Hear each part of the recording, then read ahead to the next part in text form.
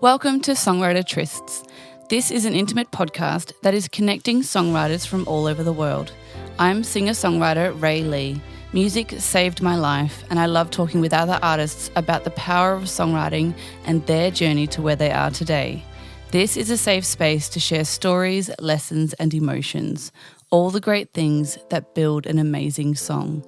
Please support the podcast by subscribing, or you can buy us a coffee, all through the website songwritertrysts.com. Welcome to Songwriter Trysts. I have a very special guest in Adelaide today, so I love talking to other Australian artists.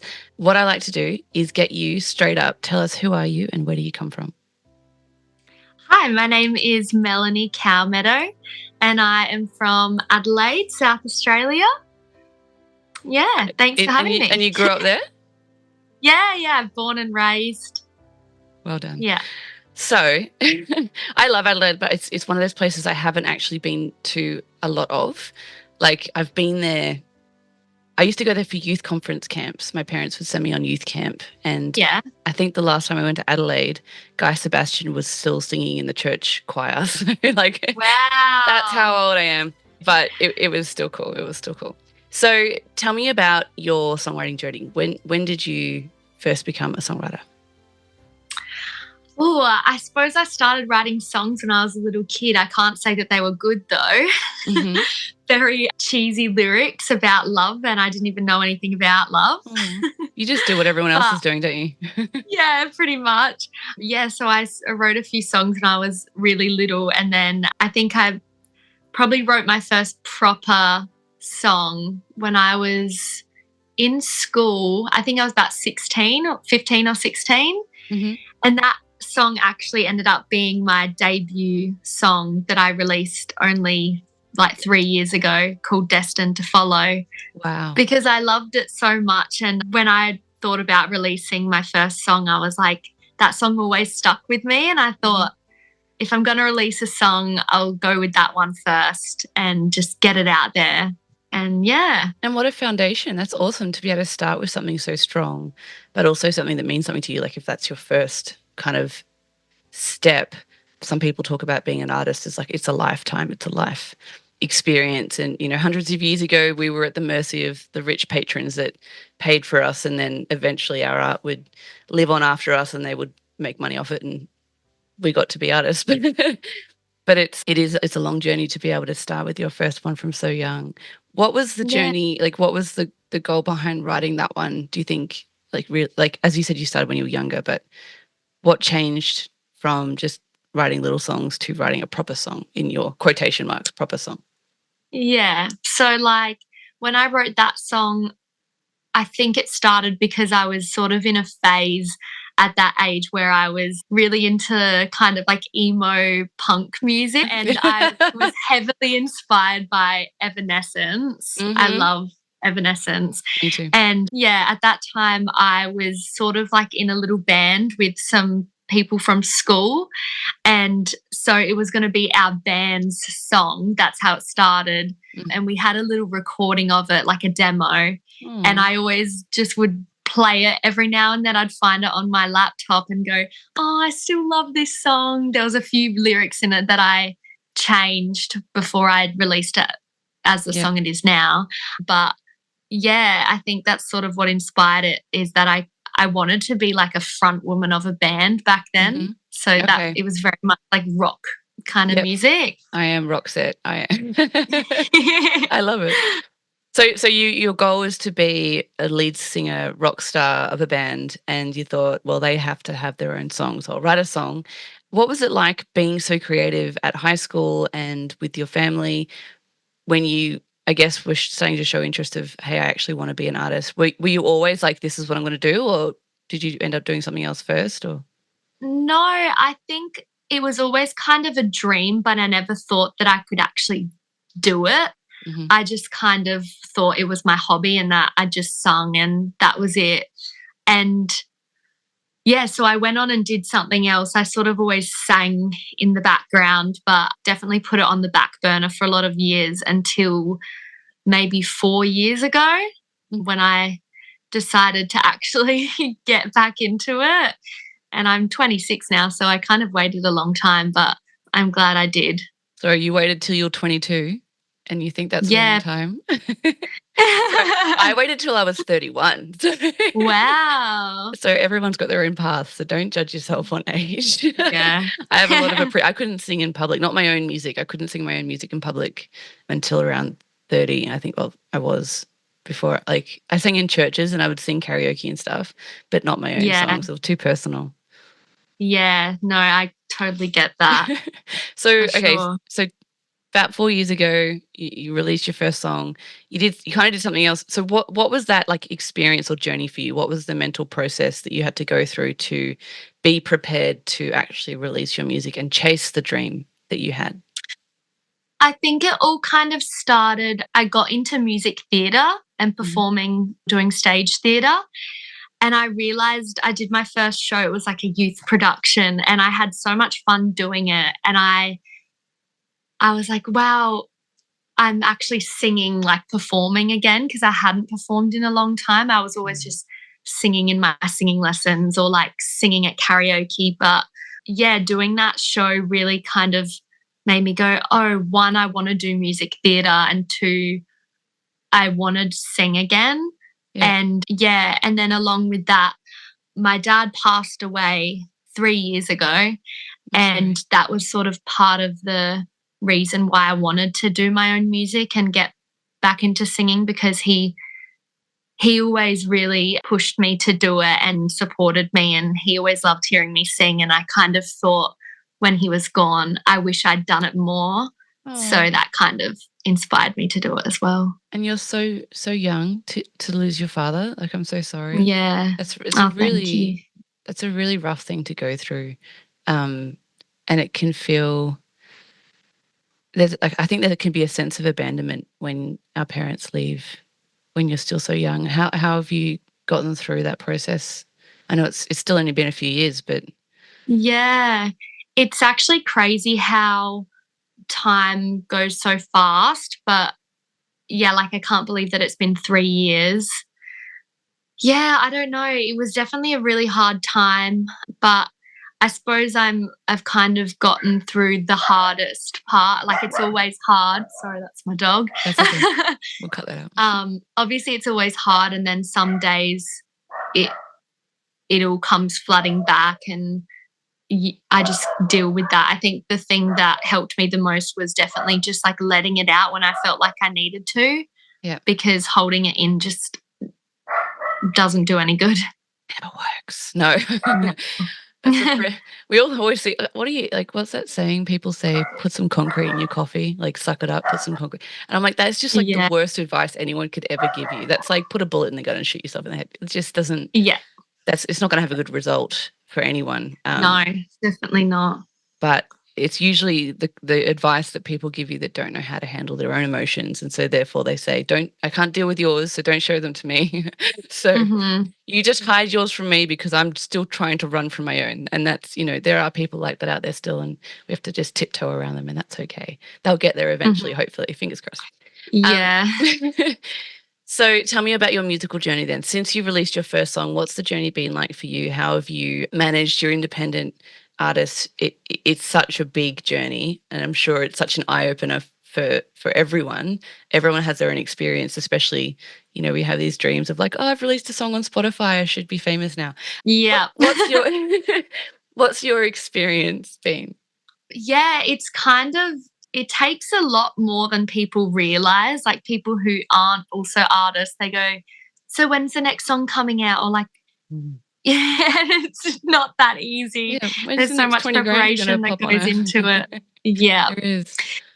Yeah. And even with the songs that I've got that I recorded like a year and a half ago, you can't just like pop them out into the world either. Like, there's a lot that goes on behind it, and feeling ready as well, and having the time as well. But yeah, no, it's been good. It's been good to put out my music into the public eye. But it's also scary as well. Like, I feel like I get anxious sometimes about people seeing me so publicly, and like, not that I'm famous at all, but it does get scary knowing that people see so much of you and so much rawness. I don't know. Vulnerability. It's so Yeah. vulnerable. It Yeah. that's when I said I couldn't sing in public until I was 31 or like release my own music.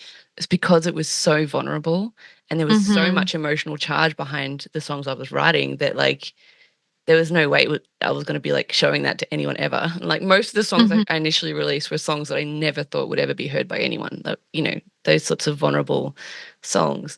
And so I have so much. That's why I have so much respect for people who do it, especially in their 20s, because I was so insecure and I was such a mess of a human being emotionally in my 20s.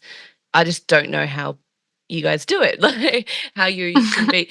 Because I don't think I would have coped well with the rejection or even just the trolls or even the fake stuff that Yeah, comes out. It's like how you have to have such strong boundaries of like what can I cope with and the even not just like the bad stuff but the comparisonitis, like, oh, this person's doing this, I should be doing for more. And sure. it's Yeah. like that, it's you got to protect your mental health. And I think the fact that Yeah. you're doing it and still doing it for more than 2 years, I think the life cycle for most artists is less than 2 years because of that burnout process, that creative burnout. Yeah. And it's like what you were saying before, like with the comparison, like, and putting a song on Spotify and being like, oh, I hope it gets thousands of streams or it gets put on a playlist. And you can always hope for that. Like, that would be great. But it definitely does mess with your head. Like, oh, my song's gotten barely any streams. And Mm. like, not that that's even the biggest goal, Mm. as long as people are listening to it, that's, you know, Do you want what to? matters, and Do you that want you me to have tell you a, my secret? well, I this it. So I went to South by Southwest last year, and they did this big report in this massive convenience. What do you call it? Convention center, and they did a big report on Spotify essentially. And there was this big pyramid, and they were like something ridiculous. I think it was like over 70%, maybe even 80% of music on Spotify gets 0 to 10 streams ever, like ever. really. Ever. Whoa. It's like so like if you have more than 10 streams, you're in like the top 30% of the world's music on Spotify.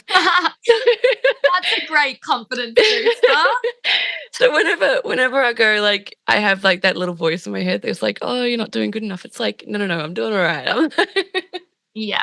Mhm. Unless you have less than 10, then maybe like get like even listen to it yourself more than 10 times. Like that's achievable, that's an achievable. I'm like, I don't understand why people would even like why would you put stuff up there if you weren't even going to listen to it? Like do you Yeah. listen to your own music?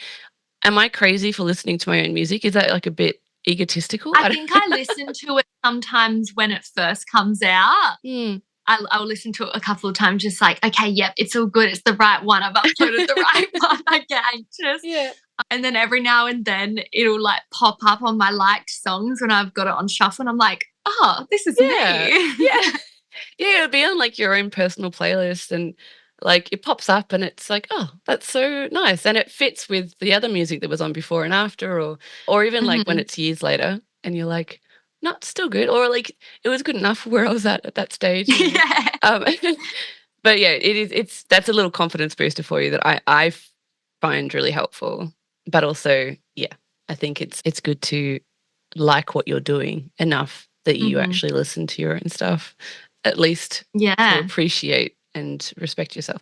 I want to talk to you about your project that you've been working on. So, where are you at with that? What's happening? What is the purpose behind this project?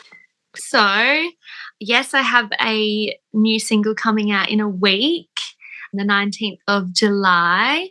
Which is when this And it's podcast will be out, so people can go listen to it now. yay! Yay. Yeah, so the song is called Yeah, it's a song that I started working on a few years ago, or maybe 2 years ago. And it directly links back to my previous single called Dear Dad, which was a song about my dad passing away and grief. But I have a group of about 4 songs that I wrote around the same time, and they're all kind of together and they'll come out in an EP as one. And this song is kind of the conclusion to all of them. Yeah. Yeah, I guess it's just like how I felt at that time in my life. And I still feel like sometimes just being a people pleaser and anxiety around how it feels to just always be worrying about what other people are thinking of you. And yeah, being a person that feels deeply about things, it takes an emotional toll for sure. And that's sort of, yeah, what the song is for me. I love Yeah. it. I have listened to the song, and I love your voice. You have an amazing voice, but I also love Thank the you. production and the dynamics and how it kind of I was gonna say builds, but it doesn't even build in the general way that a song would build. It kind of just has this kick in the balls at the end of it, kind of, or like towards the end of the song where Yeah. it's just like you think it's kind of ending and then it just explodes. And I felt like that was really creative. So did you produce this or have you worked with people to like did you do that on purpose or was that someone else's idea or I did that on purpose. I got the song produced by a friend called Ethan Conway, who's also another artist. cool? And like we had so much fun making the song as well. Like the creative process was really great. In my head, it was like something that I kind of added at the end because this song actually took me a long time to write. And I kind of wrote the whole song. And then I got to the end and I was like, what now? And I Yeah. just kind of, all I felt was that there needed to be like a big, like, let go Yeah. at the end. And then I was, yeah. So I just added that bit I on love the it. end. And That's probably yeah. the best way to describe it. I was like, I don't know how to describe it, but yeah, it is like just that emotional shift that almost needs to be there at that point. But it's I like it. It's really cool. And I love how you said it just I just felt it. And I'm like, that's I mean, that's kind of the song, isn't it? But that's it's also a part of being an artist is feeling into your body and it's like where does this piece of art need to go now? So yeah. So why do you think this one took you so long? And it was a solo, right? You didn't write it with someone else or So yeah, I wrote it by myself. And then when I was getting it produced with Ethan, he he helped me write some of the instrumental behind it. So a yeah. bit of a co-write. But yeah, I think it took so long because when I first started writing it, I didn't know what it was actually going to be at all. I remember I started writing when I was in Sydney and I was in this hotel room by myself and it was like really stormy outside and I felt really like alone. Mm, And I just started writing the beginning part and it was completely like different, the ending part of the verse, yeah. but same vibe. And I kind of left it and then I came back to it and realized that I needed to kind of work on it more. And it ended up being just kind of like a bit of a diary kind of, I don't know. Yeah. But yeah, it took me a long time because I wanted it to be perfect. I'm a perfectionist. It's kind of like what the song is I can't about relate at too. all. Um, Yeah. And like even it's funny because the whole song is about, you know, worrying about what other people are thinking of me and this and that. And then that's what I was having trouble with. It was like, oh, but this isn't good enough. And like, I need to change this word. And I remember yeah. focusing this whole night on this one like line because it didn't rhyme or something. I don't Oh, know. okay. It just took a while, but Yeah. yeah. So what's your advice for people who maybe feel the same way that you feel or have had that same experience of working on a song for a long time, not really knowing if it's going to be good enough and that like that sort of perfectionist sort of thing that I think a lot of people get in the way of. What's your advice for these people?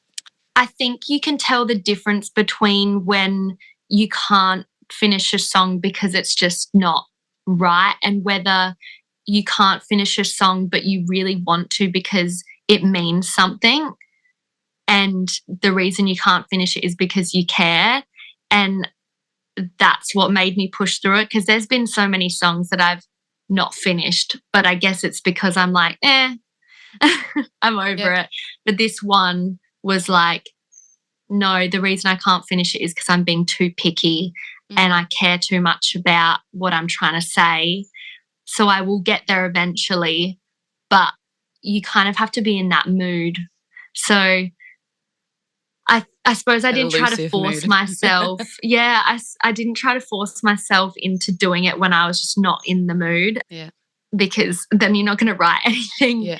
worth anyway. Yeah, I suppose when I was in that mood of I've got something to say, that's when I would try work on it. And Yeah, also fair enough. just not be too hard on yourself. Like at the end of the day, like what's going to happen? It's just you and your pen, Mm, and what will happen will happen. I agree. I think having a strong foundation is really important. Like, even I used to have like a list. I still have my list, but I don't have it written down anymore. But I'd have the list of people who I knew loved me no matter what. And if I did release something that was really vulnerable into the world, would these people still love me even if the rest of the world thought I was crazy and hated me? And that kind of gave myself that foundation of like, like Yeah. I've got 3 kids. I could say the wrong thing, which I do a lot, and make a complete idiot of myself, but I'm still gonna have to go home. I'm still gonna have to like cook dinner for my kids and put them to bed and read them a bednight story. And like, if that's the worst, like, I mean, they're not teenagers yet, so I mean that might change. They might hate me one day, but I hope they won't. But it is. It's like, what's your foundation? And if it's worse, like it could be that you think you're going to be not loved, or if you haven't got that safety of emotional support from people, then I think it can be really scary. And that's probably why I didn't release anything for such a long time, because I didn't feel emotionally Mm. safe. So you've got one song coming out today, because that's when the podcast is coming out. So you got the song, and what's your goals for this project? You're going to have an EP out. Are you going to tour? What would you like to see it achieve? You're going to be headlining at Splendor in the Grass. That would be nice. Yeah. Yeah. So I suppose my goal is, yeah, I would love for this song to be successful in a way that, people appreciate it and are listening to it and connecting with it. And then along with that, my whole EP will come out later this year, and I will definitely be doing a gig for that and hopefully doing some more gigs. Just in Adelaide, or like, do you think you might like come to the I Gold Coast probably will maybe? just yeah. Maybe I like would love to set that do a up. little tour, but yeah, no, I've never done a headlining show before of my own. I've only Okay. ever done supporting gigs, so I would love to do that. That's kind of my biggest goal at the moment, is to get a full band behind me and perform the songs live, because it's going to Mhm. feel so good. Mm. Yeah, completely different to just playing it acoustically. I think we just need to get like Triple J onto it. I reckon it's like, I don't know. Are you into Triple J? I don't listen to it, like, I don't really listen to radio that much, but I love a lot of Triple J artists. So, like, Okay. I basically am listening to I Triple I J. feel I feel like you would fit really well there, and that could be at least a good foundation for you to like then be able to do your Yeah. headline act. So I think we should just get everyone who's listening to the show to call up Triple J and and Yes. ask for your song and get you just like on there, so that we can get enough of the Australia behind you to see you doing your headline acts all over the Yeah, place. that would be awesome. It's so funny, at the beginning of We can this make it year, happen. I said to my best friends, I was like, okay, my biggest goal for this year would be to play my song on Triple J. Really? Yes. See, Yeah. we can make this happen. Come on, guys. If you Yes. haven't heard the song, go hear the song, because it's out now. Yes. And I've heard it, and I just think they're going to eat it up. And if lots of us go up there, and all your friends and like everyone that's listening to this show goes and says you have to put this song on Triple J, I'm sure they will. Like, why not? Just harass them and get it done. Because I think that Yes, it please. would be such a good addition to you, but not only just you. I think just Australian culture, us Aussies, we need your music. I think everyone needs Oh, your thank you music. It's so beautiful. much. So I hope wish you all the success with that. I have a question around, and this is something I ask everyone, but it's around your inspirations. So if you could collaborate with anyone in the world, dead or alive, who would it be and why? If I wasn't going to say Taylor Swift, I would Okay. say Noah Khan. Okay. I think that's how you say his last name, Noah Khan.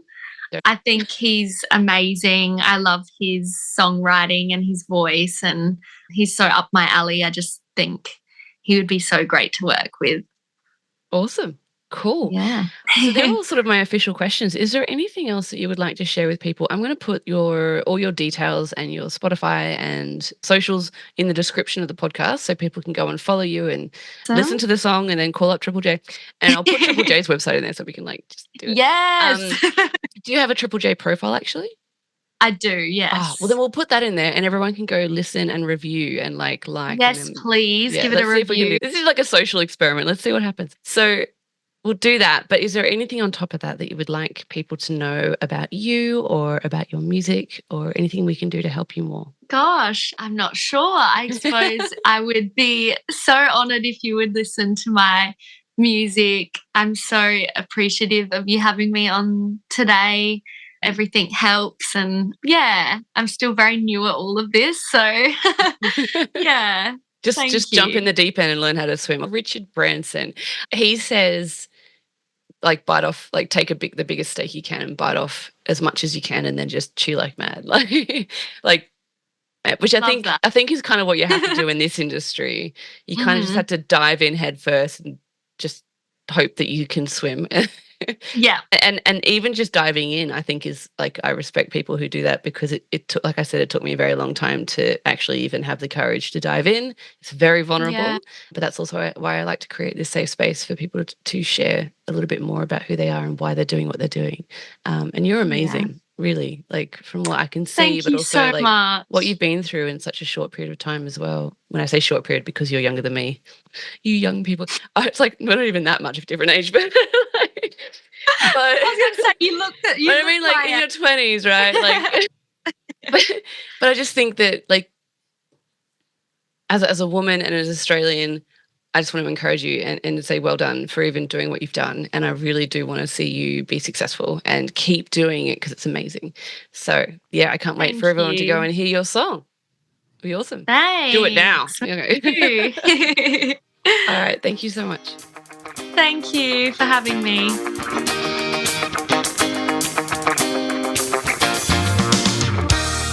Thanks for joining our Songwriter Tryst today. To join the family and keep up to date with future podcasts, you can follow us on Facebook, LinkedIn, Instagram, and Twitter.